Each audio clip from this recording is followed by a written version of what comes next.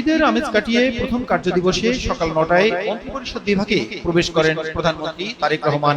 কয়েকটি গুরুত্বপূর্ণ বৈঠক সহ অন্তত ৬টি কর্মসূচিতে দিনভর কর্মব্যস্ত সময় পার করেন প্রধানমন্ত্রী। দিনের শুরুতেই আন্তর্জাতিক মুদ্রা তহবিল IMF এর এশিয়া ও প্যাসিফিক বিভাগের পরিচালক কৃষ্ণা শ্রীনিবাসন প্রধানমন্ত্রীর সঙ্গে সাক্ষাৎ করেন। বৈঠকে দেশের অর্থনৈতিক পরিস্থিতি ও চ্যালেঞ্জ নিয়ে আলোচনা হয়। পরে অর্থ ও পরিকল্পনা মন্ত্রী জানান, ঋণের ষষ্ঠ কিস্তির অর্থ ছাড় সহ জ্বালানি সংকট মোকাবিলা এবং বন্ধ প্রকল্পের কাজ শুরু করতে ঋণ সহায়তা পেতে আলোচনা হয়েছে।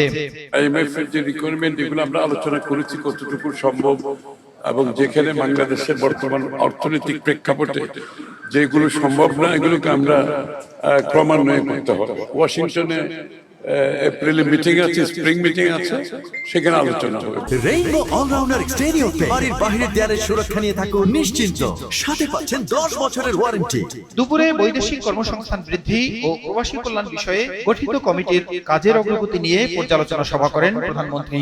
প্রতিমন্ত্রী জানান, উচ্চশিক্ষার জন্য বিদেশগামী শিক্ষার্থীদের এখন থেকে 10 লাখ টাকা পর্যন্ত ব্যাংক গ্যারান্টি বা ঋণ সুবিধা দেওয়ার নির্দেশনা দিয়েছেন প্রধানমন্ত্রী।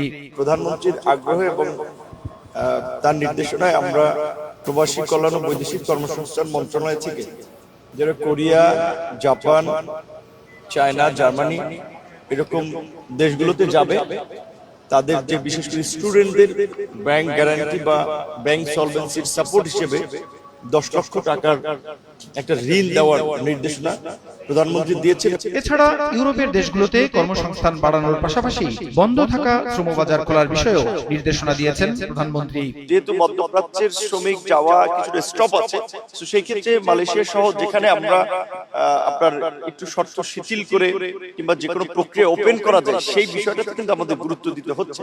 বিদেশে কর্মী পাঠাতে সিন্ডিকেট ভাঙার চেষ্টা চলছে বলেও জানান প্রতিমন্ত্রী। মালয়েশিয়া এবং ভিয়েতনামে প্রসূন আশিস, সময় সংবাদ, ঢাকা।